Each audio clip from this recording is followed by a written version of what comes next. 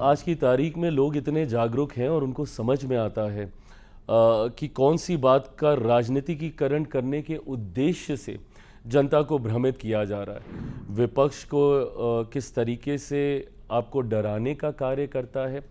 कई चुनाव में निरंतरता में बिहार के लोगों ने इस बात का अनुभव किया है। ये देश भर में इस प्रक्रिया को लागू किया जाएगा। इंटेंसिव रिवीजन को देश के हर एक राज्य में लेकर जाया जाएगा। ये संजोग है कि सबसे पहले बिहार में चुनाव हो रहे हैं, तो इसीलिए इसका असर पहले बिहार में दिखेगा।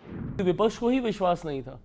बार बार आप जाते हैं और दिक्कत इस बात की है कि आप हर चुनाव में एक नया बहाना ढूंढने का प्रयास करते हैं अपनी हार को छुपाने के लिए।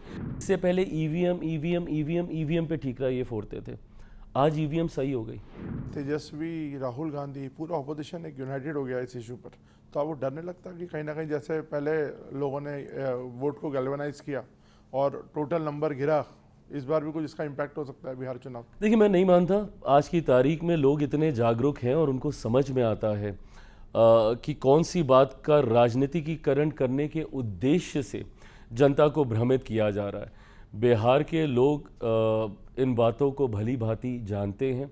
विपक्ष को किस तरीके से आपको डराने का कार्य करता है। कई चुनाव में निरंतरता में बिहार के लोगों ने इस बात का अनुभव किया है।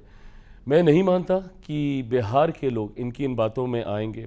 इनका ये कहना कि भैया चुनाव से ठीक पहले क्यों, ये देश भर में इस प्रक्रिया को लागू किया जाएगा। इंटेंसिव रिवीजन को देश के हर एक राज्य में लेकर जाया जाएगा।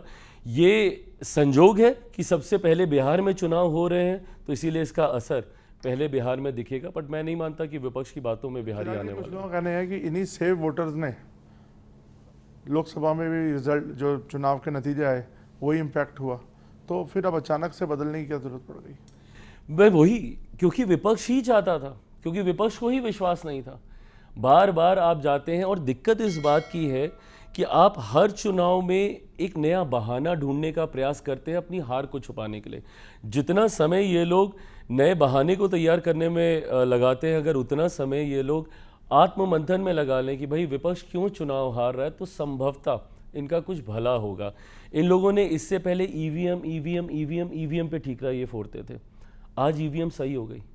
आज कोई विपक्ष नहीं जाता ईवीएम की शिकायत करने। क्यों? क्योंकि अब इन लोगों को एक नया बहाना मिल गया है, वो है वोटर लिस्ट में धांधली।